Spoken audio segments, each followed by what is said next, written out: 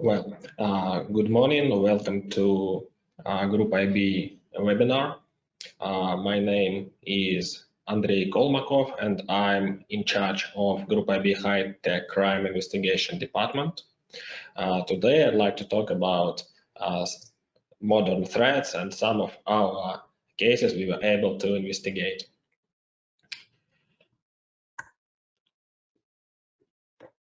Shortly about Group IB.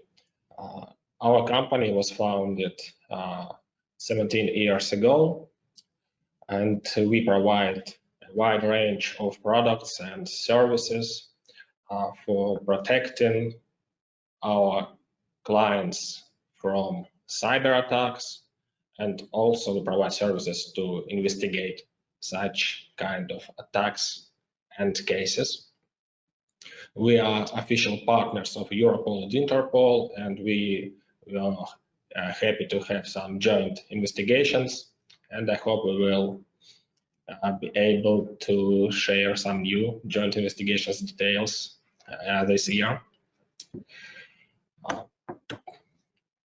Today we will talk about Group IB investigations. Nowadays businesses face a lot of threats, such as ransomware attacks, BEC, business email compromise attacks, and so on. So we deal with such investigations on everyday basis, but I would like to say that it's important to pay attention not only to external threats.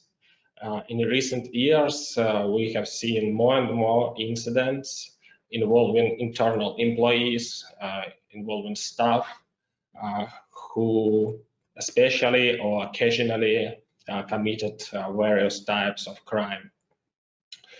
So I'd like to discuss such types of cases as employee theft, insider attacks, corruption, corporate fraud, and even mistakes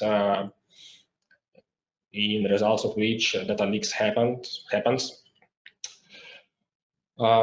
Here at Group IB, we see the main objective of every investigation as helping our clients to find out what happened, what is behind the incident, how it happened, and who was responsible. So now I'd like to talk about not only about classic cybercrime, but about cases involving insiders, involving employees. And I'd like to show how Group IB investigators help to our customers and to law enforcement agencies to bring threat actors to justice. In every our case, we try not only share the expert's opinion or to collect digital evidence, which is useful for our customers, but we also try to do as much as we can to contain and remediate the attack, to find out where the threat actor located, to disclose whole network infrastructure of a threat actor, and of course to provide law enforcement agencies with full support they need. Of course, the nature of our investigations prevents us from disclosing full details, so I'll show you some cases in a kind of anonymized mode. The first story related to a huge data leak which happened with one of our customers. The contents of the corporate portal was posted on the dark web forum, and it wasn't just a database dump. The published data contained personal information of their staff, such as full names, emails, phone numbers, birthday dates, and even the addresses of their homes.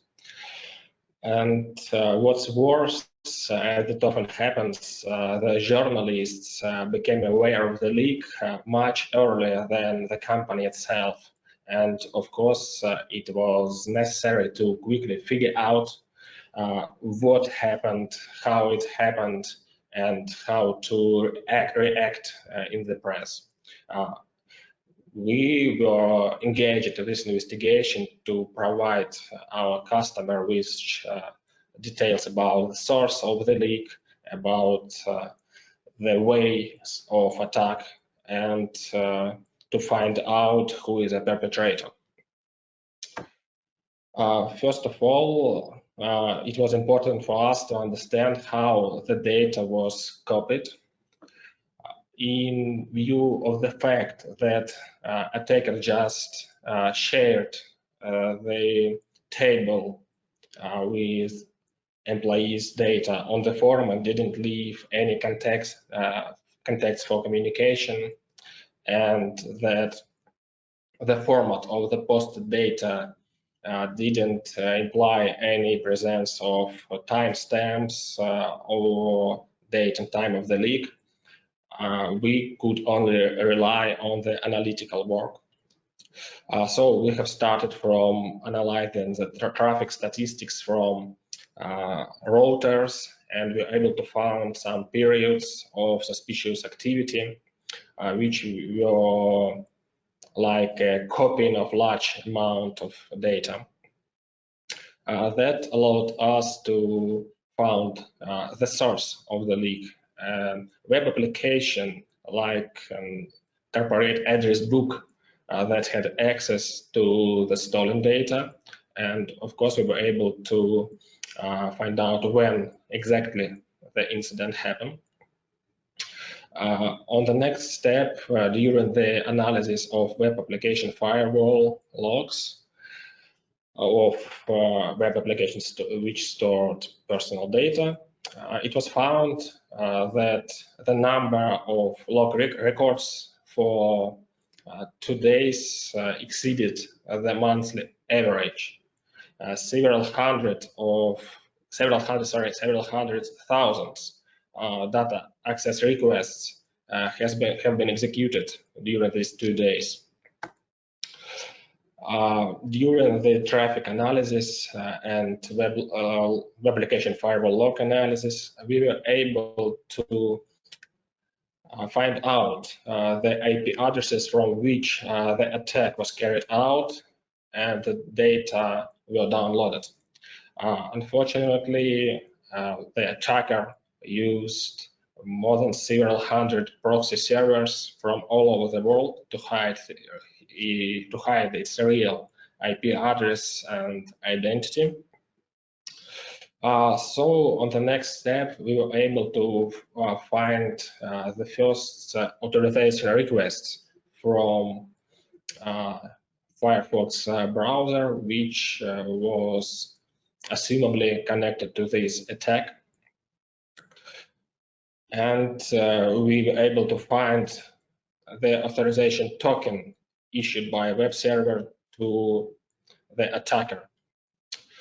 We have realized that this token was obtained from a legal corporate account, and just after 2 minutes after the authorization of this legal account, the same token was transferred to somebody else, and a suspicious request was made by something that looks like automatic script. Here we have found that the attacker logged into the corporate account, received authorization token, copied it, and then executed a request from another device. The security officers of our customer identified the owner of this account, and on the next step, we analyzed the activity of this employee on open data. With the help of our own threat intelligence and attribution platform, we have found various accounts registered on different hacker forums and presumably associated with this employee. Here you can see impersonal examples of messages. As you can see, the attacker offered services of writing web scrapers, parsers, designed to automatically collect data from various websites. Thus, it became very clear that the discovered employee really had the skills and abilities which were used to organize this leak. Then during continuous log analysis, we were able to find some suspicious connections from the IP addresses of internet provider from the region where the suspicious person lives. These connections were combined with activity from proxy servers, but it was very suspicious. Though the customer handed over our report and all the materials to the police, and as a result of a further check, the results of our investigation were confirmed, and this bad guy was brought to justice. Here I'd like to pay attention that it's very important to conduct a high quality check of personnel before hiring them, because sometimes it's just 5 or 10 minutes task to understand that a person who will be able to access the data inside your company tends to be a hacker or tends to make crime. Of course, it's important to set up correct access rights in the corporate systems, and as well as to monitor all the publications on darknet forums, in Telegram chats and channels, in order to promptly receive information regarding your business, regarding your company. Maybe if our customer have obtained information about leak earlier, it would be much easier to build a proper strategy to communicate with press, to communicate with regulators, and so on. The next story is about another incident. The incident related to a corporate espionage when two competitors tried to get as much information as they can from each other, and one of these companies, our customer, asked us to help to prevent this illegal activity from their competitor. So once the commercial director of our customer of the big online store noticed that competitors have been offering suppliers more favorable terms of cooperation, they have got better contracts, they have got better terms, and it continued for 6 or 7 months. They tried to deal with this situation themselves. They tried everything they can, so they changed passwords from corporate systems and accounts. They fired several sales team members. They even sent some suspicious personnel to a polygraph, but nothing helped. The leakage of documents continued. So we were engaged to help with this situation. We were engaged to help our customer to find out what's going on. After examining the situation and conducting a series of interviews, it was determined that the leak is likely to occur from the corporate emails. Of course, as it often happens, they were not protected by two-factor authorization. They thought that it's not necessary to use it. Some accounts were available in different data leaks, but verification showed that these public data leaks had nothing to do with the real incident. So we made a strategy to help our customer to understand how this leaks occurs, how the access to their emails happens, and what's going on. First of all, we decided to check whether the competitors really read their documents. So we decided to include links to their web portals, to their corporate resources with additional details and contracts, for example, to Word documents with the goal to make the interested person to open this link and to leave a trace, to leave their IP addresses, to leave their user accounts, and so on. So as a result of sending one of the such documents via corporate email, we were able to obtain the IP address of perpetrator logged, and it was really the IP address of competitor's office, the real IP address.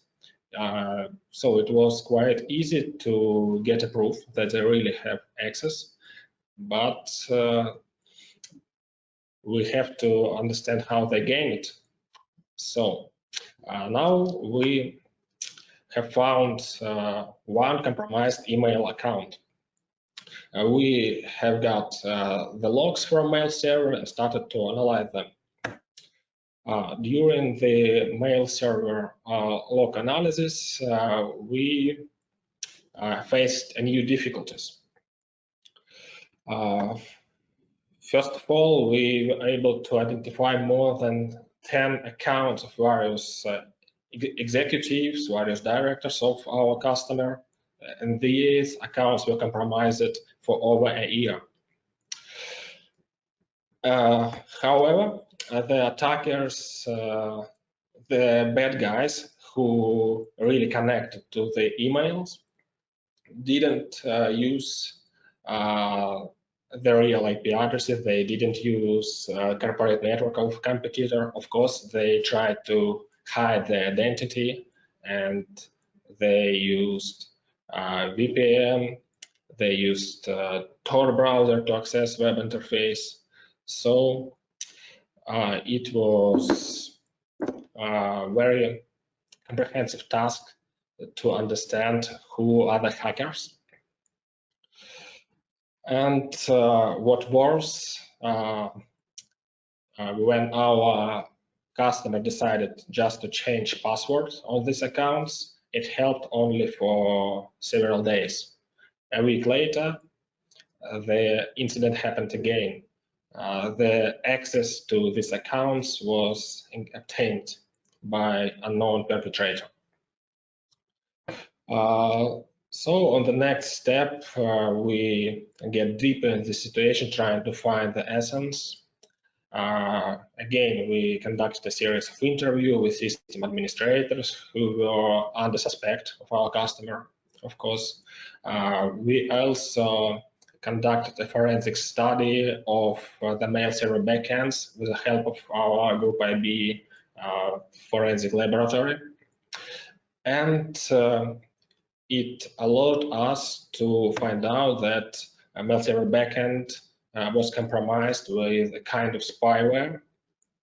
So when a system administrator had changed every password during his mail server web session, all this password, all text data were sent to control panel of the spyware, and later it was obtained by this unknown hacker. So when the hacker obtained the passwords, he used mail server web interface to have access to emails, or sometimes he used mail clients with IMAP protocol. Then he downloaded data, and we assume he prepared a kind of reports with files attached, and all these reports and files were sent to the competitor's executives. The most interesting part of this investigation was to find out who is this hacker, who is the person responsible for all of this mess, who is the person responsible for access to confidential information.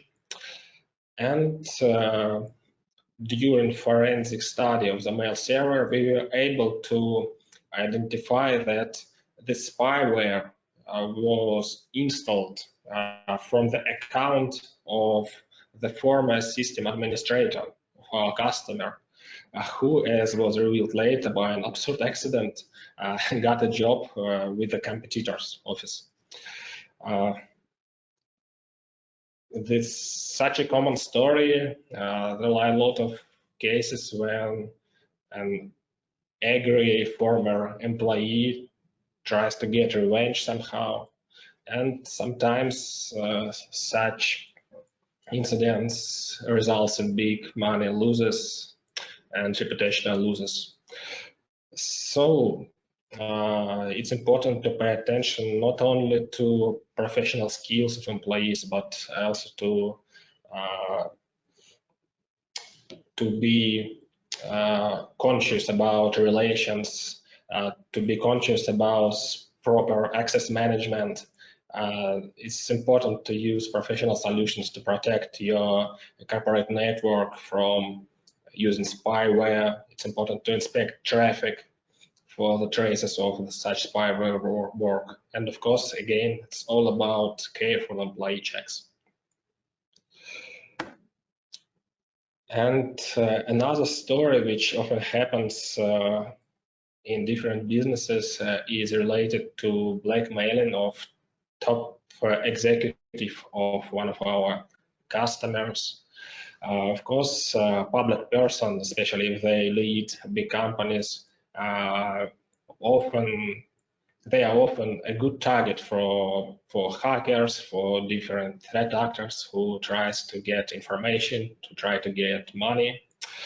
But that story was much more interesting than typical blackmailing incident.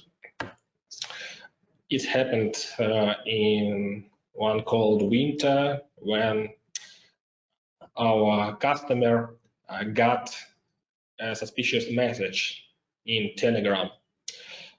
Here you can see an example, a part of this message. So some anonymous guy have written to our customer and tried to oblige him to pay a ransom to prevent disclosing confidential data which were copied from the email account of our client.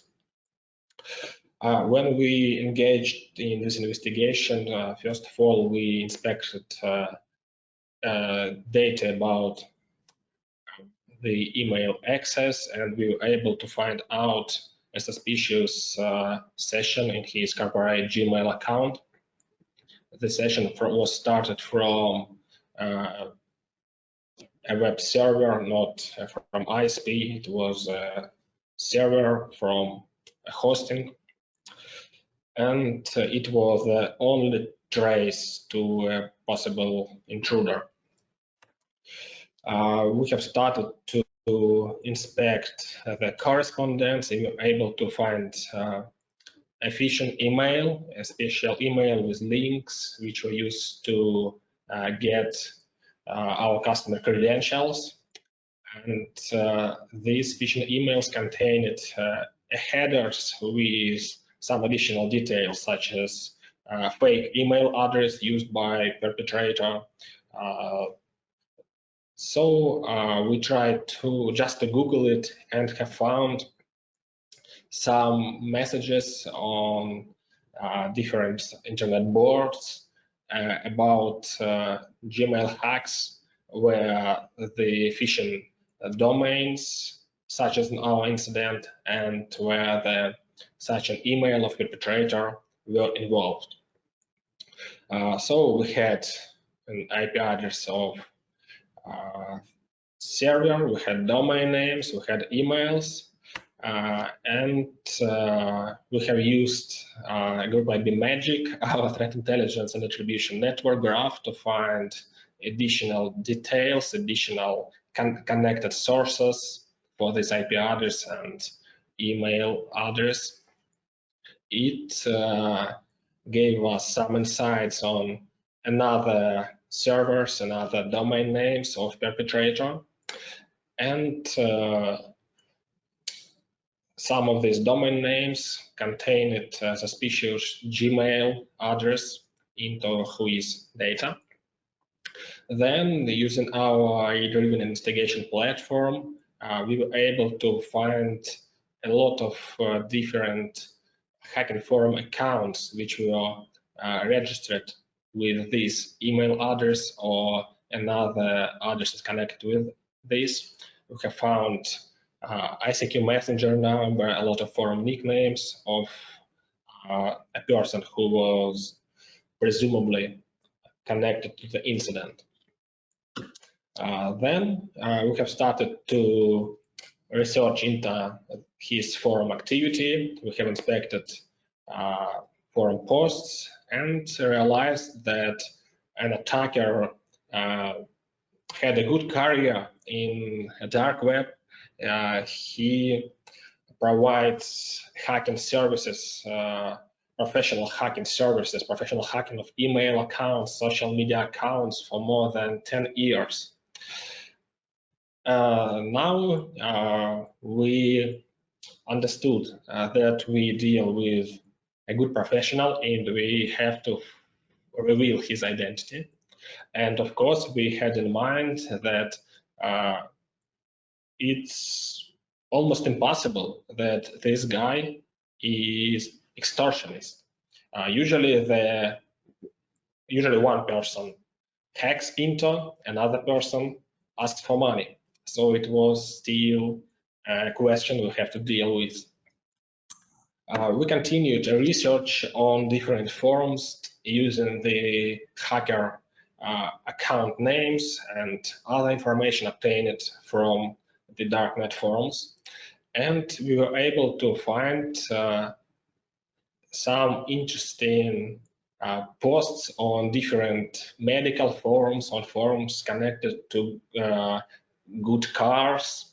And one of these posts on medical forum contained an image of an X-ray of the nose and mouth of this person.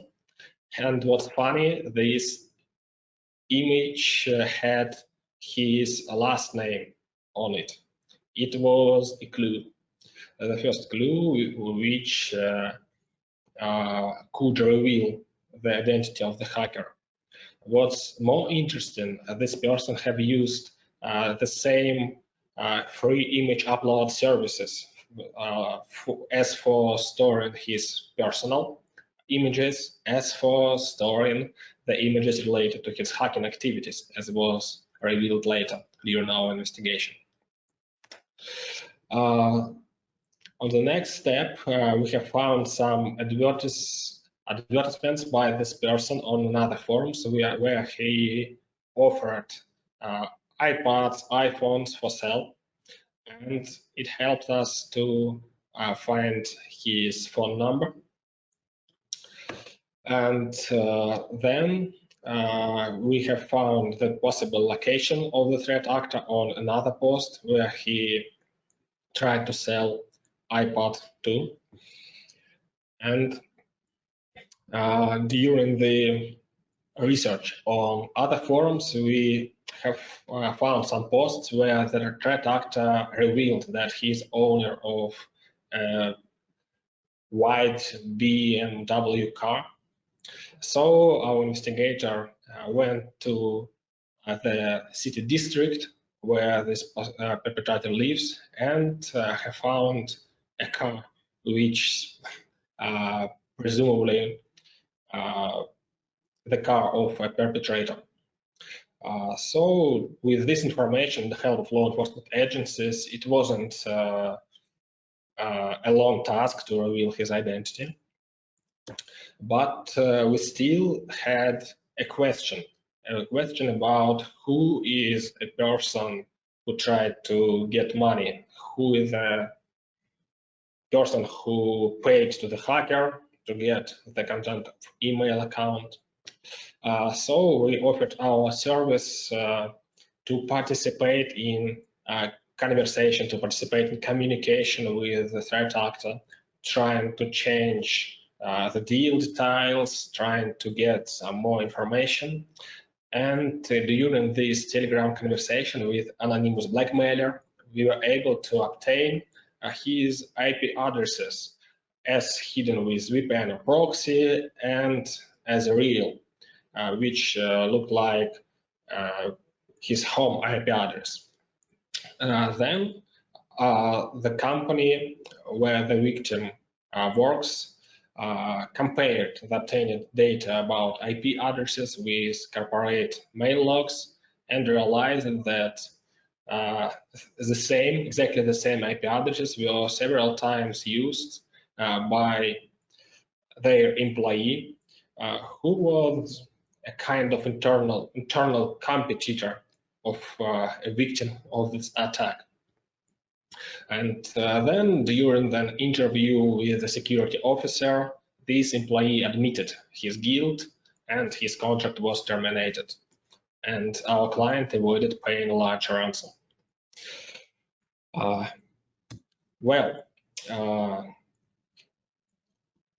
It's not all situations where group IB investigations can help, but when time is money, when the reputation or privacy is important, we always try to do our best to give our customers better solutions, to help our customers to make critical decisions, and of course to help them to find out who are the bad guys behind the attacks on them.